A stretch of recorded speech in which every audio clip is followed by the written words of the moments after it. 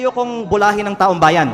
Lahat tayo dito sa plenaryo ngayon ay may kaalaman na talamak ang vote buying at umaabot sa daan-daang milyon on average at minsan bilyon-bilyon ang mga kampanya ng mga kandidato sa Pilipinas. Kaya kung sino man dito ang magtatayo at nagsasabi na kasinungalingan ang sinasabi ko na umaabot sa daan-daang milyon, at the very least ang ginagastos ng ibang mga kandidato na nandito sa plenaryo ng Kongreso ngayon, hindi ako mahihiya na magsabi na sila ang sinungaling at ako ay nagsasabi ng totoo. Pero hindi ko Specifically, because during the break, during the suspension, this representation approached Representative Leviste, and I was asking him about his claim, the general claim, that everybody in this hall has engaged in vote buying.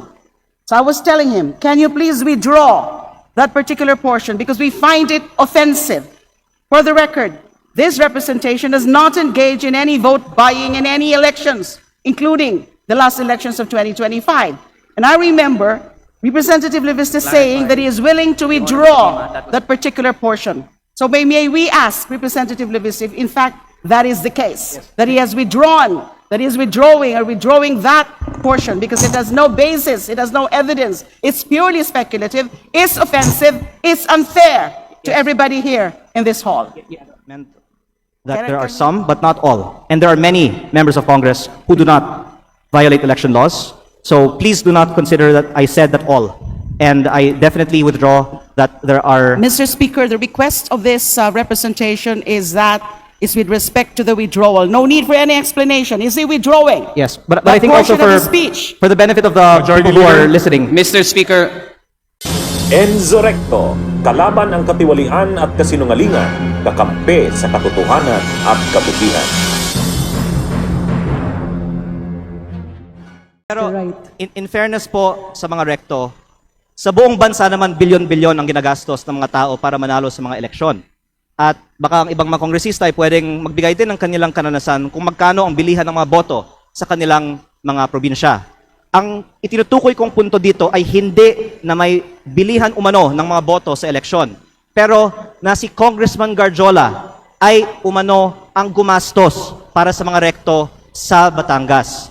At least for a large part of their campaign, which I witnessed myself in my district. Yeah, that's why At I ang asked tanong, Mr. Speaker. Kung totoo kasi- man, kahit 1 milyong piso, ano ang kapalit ng ginastos ni Garjola para sa mga rekto? Yeah, At kaya ako, kung may katotohanan man ba, ang sinasabi ko na sa April 15, sa dinner na pinicture na nasa Facebook, kwento nila sa akin ang kanilang sistema para sa road openings, bilihan ng lupa, pagpondo gamit ng impluensya sa gobyerno, at pag-raise ng pondo para sa mga eleksyon. Kaya ako nagtanong, Mr. Speaker, distinguished colleague, kasi ganun ba talaga ang gastusan Batangas? Matanong ko po yung ating kasamahan, magkano po ang ginastos niya sa eleksyon? Actually, mas mababa ang gastusan actually sa Batangas kaysa sa ibang mga probinsya. At kung bubuksan natin kung saan ang pinakamataas, balita ko nasa ibang mga rehiyon ng ating bansa, hindi masyadong mataas ang Calabarzon, di ba? Kong JJ, hindi masyadong mataas sa atin sa Batangas o sa Quezon. Pero Maybe the honorable... ang punto ko ay hindi para buksan ang ginagastos ng mga politiko sa mga eleksyon. Ang punto ko ay bakit ang isang kontraktor ay gagastos para sa mga politiko? Kung election spending ang bubuksan natin, hindi tayo matatapos ngayong araw. Ang punto ko, bakit ang kontraktor, ang lantaran, nag-host ng mga political events para sa mga politiko sa Batangas? Mr. Speaker, would the Honorable J.J. Suarez respond? But I would continue my line of questioning after his response. Sorry. Before we continue, let's put a little order here. Huwag nating gawing free for all to, please. Ang punto ko, Honorable kung members anong of this ginagastos sa House. Quezon o sa Excuse me, Batangas, I'm addressing mas the floor, mababa sir. naman. Kasi Order. ang probinsya. I'm addressing the floor. Let's put a little order and let's put a little respect with our colleagues. Honorable JJ, please respond. You were called out. Yeah, thank you very much, no, Mr. Speaker. I found it a little bit offensive that all of a sudden a dear colleague of mine would call out my name during his collective and personal privilege. But nevertheless, no, insofar as my name was called and he asked me, let me just respond with a few queries of clarificatory in nature. Am I allowed, Mr. Speaker? Please proceed. Kanina po na pinakikinggan ko ang pananalita ng ating kinatawan mula sa Batangas. Binanggit niya na may mga halagang ginamit sa kampanya. Totoo po ba ito? Opo, na ang mga leaders Meron sa po aking ba distrito- tayong Yes. ebidensya na magpapatunay? Meron po bang dokumento? Meron po ba tayong hawak na anumang sinumpang salaysay na magsasabi na ganito nga po talaga ang nangyari? Unang-una po, Or tayo po ba ay bumabase lamang sa mga haka-haka at kwento at text at mga Facebook okay, messages? ilang sagot po. Unang-una, sa campaign sorties, nakikita natin na may gastos. At ang punto ko ay tila si Kong Garjola ay may ginastos para sa campaign sorties ng Vilma at Lucky sa Batangas. Pangalawa, ang leaders ko sa Batangas, ayon sa aking isinalaysay, ay nakatanggap ng pera galing kay Congressman Garjola at ito po ay para ikampanya ang Vilma at Lucky pero galing kay Congressman Garjola. At pangatlo, magpatawag na lang tayo ng pagdinig sa Kongreso para ang mga ibang mga politiko sa Batangas at hindi ako ang pwedeng tumistigo tungkol dito. Mr. Speaker, tayo po ay nahalal bago 2025. Taon po ngayon ay 2026. Kung talaga pong may mga ganong nangyari na maanomalya o questions of irregularities during the campaign, were the proper cases filed in COMELEC? Were ethics complaint filed in Congress? Why are we now standing here insinuating all sorts of illegal acts that happened in 2025 when so much time has passed? Unang-una Now po, I question, Mr. Speaker, the timing of all of this. Now, I even find it a little bit offensive na pati ako babanggitin. But I'll tell you one thing, Congressman Leviste. Ayos kami sa Quezon. Wala kaming problema doon. ang sinasabi In fact, ko kami, mas nagkakasundo mababa ang at gastusin sa nagkakaisa. Quezon. Walang Well, kalaban ka naman sa nakarang eleksyon di ba? Congressman Leviste, Mr. Speaker, I'm sorry. I'm supposed to be respecting Please our rules. address the Mr. Speaker, unfortunately, I do not abide by comments of the good congressman from Batangas. I think it's totally uncalled for and baseless. And in fact, it's downright hearsay for him to make such allegations. And if indeed he has factual basis in anything and everything that he is saying, there were proper forums to do the same, to act on those allegations, to make the necessary complaints. Why now? Why here? Mr. Speaker. First of all, I would like to manifest that I appreciate the help that Deputy Speaker Suarez has extended to me in my first term as a advisor and mentor. And I did not mean any disrespect earlier by mentioning that. My point was that mas mababa ang gastusin sa Quezon at Batangas at sa Calabarzon kumpara sa ibang mga rehiyon.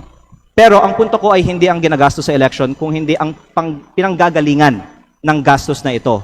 Lalo na kapag lantaran ang kontraktor ay nasa campaign sortie at ako nga ay may personal na karanasan na si Garjola ay gumagastos para sa kampanya ni Vilma at Lucky. Mr. But in Speaker, terms of your question, why now? I would like to say that my focus has been on transparency and accountability on corruption in the DPWH and the flood control investigations. Kasi hindi sapat na i-disqualify natin ang mga ang mga kandidato na may vote buying sa mga eleksyon.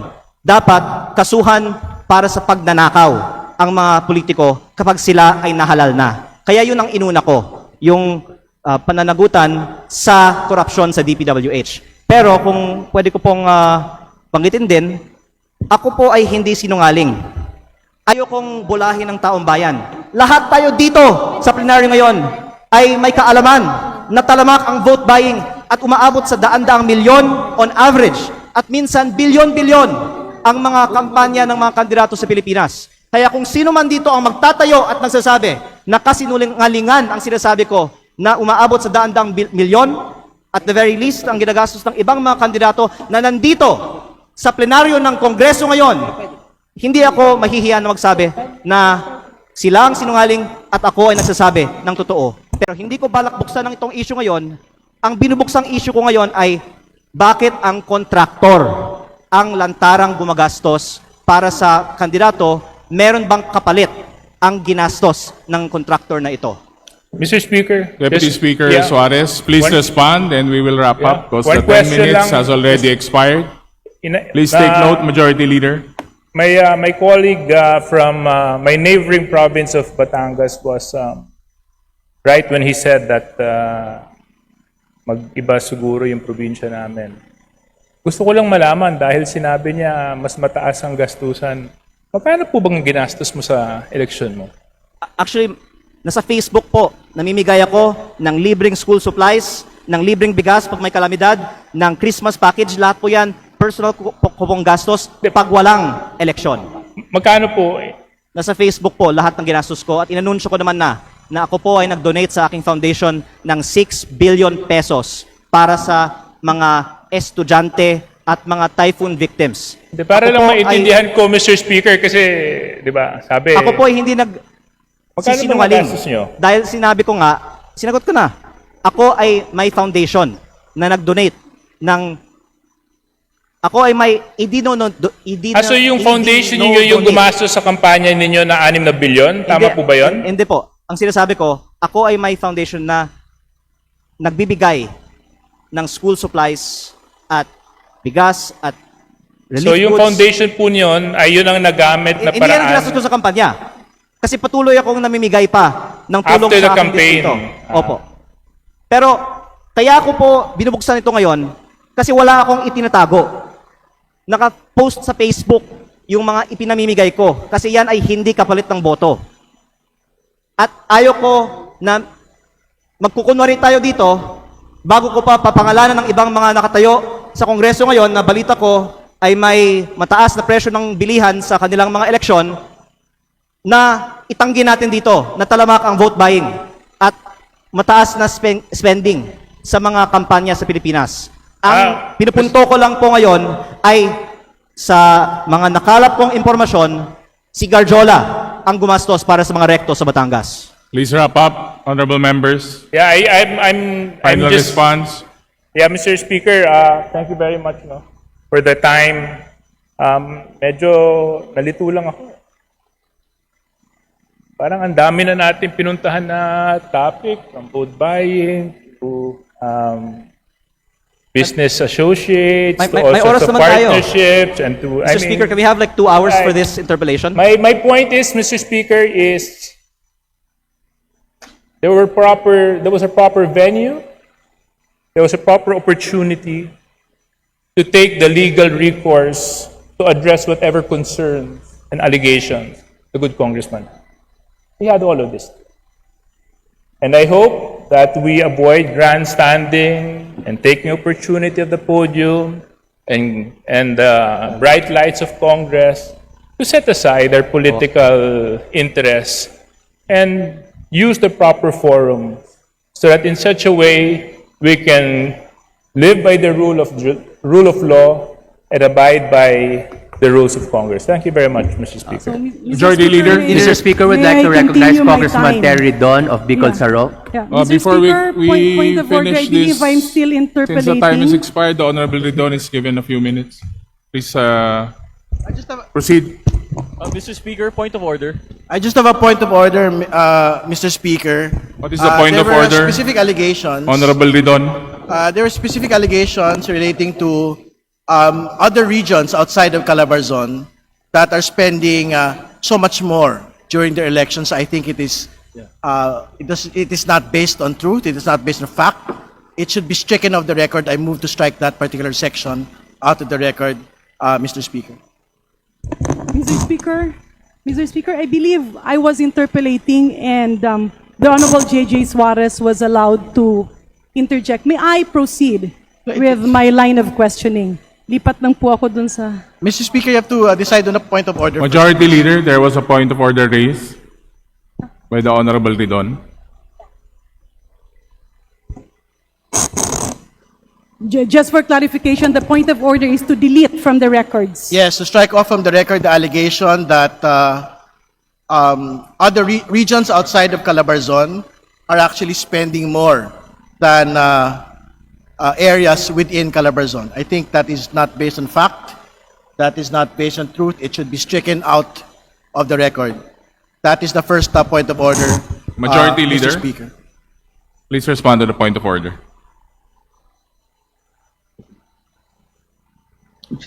Move to strike out, Mr. Chair. Mr. Speaker. Mr. Speaker, I move to strike out the comments made earlier. Is there any by objection to the Honorable motion? Chair hears none, said motion is carried.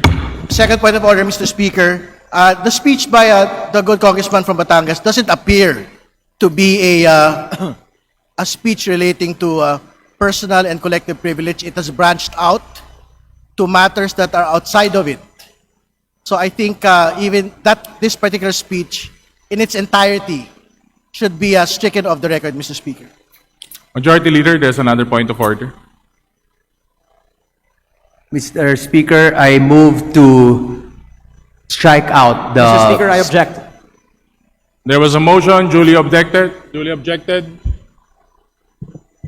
We now put the motion into a vote to strike out entirely the privileged speech of the other Personal and collective. personal and collective privilege of the Honorable Liviste. All those in favor, please say aye.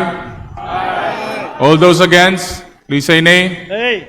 Nay. The ayes have it. Said the motion is now approved. Sorry, I object. I think there were a lot of nays as well. Can we have a roll call vote? Mr. Speaker, I move to suspend session. Session suspended. Session is resumed. Majority Leader. Mr. Speaker, I would like to recognize Representative Laila De Lima. Thank you, Mr. The Speaker. Honorable De Lima is recognized. Yes, I know that there is this pending motion about referring the matter already to the proper committee or terminating the period of terminating the privileged speech of Representative Leandro Leviste. Now, but this is an important parliamentary inquiry, status inquiry, because, you know, for clarity. Yes, we heard the motion of Representative Garin on the deletion or striking out of those portions or parts of the privileged speech without basis. I am very interested as to exactly are those, specifically, because during the break, during the suspension, this representation approached Representative Leviste, and I was asking him about his claim, the general claim, that everybody in this hall has engaged in vote buying. So I was telling him, can you please withdraw that particular portion because we find it offensive. For the record, this representation does not engage in any vote buying in any elections, including the last elections of 2025. And I remember Representative Leviste saying that he is willing to withdraw that particular portion. So may we ask Representative Leviste if in fact that is the case, that he has withdrawn, that he is withdrawing that portion because it has no basis, it has no evidence, it's purely speculative, it's offensive, it's unfair to everybody here in this hall. That being the case, Mr. Speaker, I move to recognize the Honorable Leviste. Thank you, Mr. The Honorable Speaker. Leviste is now recognized. First, I would like to clarify that I meant that there are some, but not all. And there are many members of Congress who do not violate election laws. So please do not consider that I said that all. And I definitely withdraw that there are... Mr. Speaker, the request of this representation is with respect to the withdrawal. No need for any explanation. Is he withdrawing? Yes, but That I think also portion of his speech. for the benefit of the Majority people who are Leader. listening, Mr. Speaker, I Majority Leader. believe that Order. party lists Doesn't not need Majority Leader. explanation. not by votes for the most part. And Mr. that, there Speaker. are many districts in this country where you also don't buy votes, but there are some that do. Majority Leader. Some, Yes, not all. Mr. Speaker, Yes. given the withdrawal, I move, or I would like to repeat the motion that we refer the question of collective and personal privilege to the Honorable Leviste, to the Committee on Rules, as well as its interpellation. The floor I has so move. decided already and was referred to the Committee on Rules. Majority Leader. Mr. Speaker, I move to suspend session. Session suspended. Bunyog, bunyog, halikan na kasama ka. Bunyog, kapag buklod ay may pag-asa. Luzon, Visayas, Mindanao, isa ang pananaw. Sa bagong Pilipinas ang bunyog isisigaw.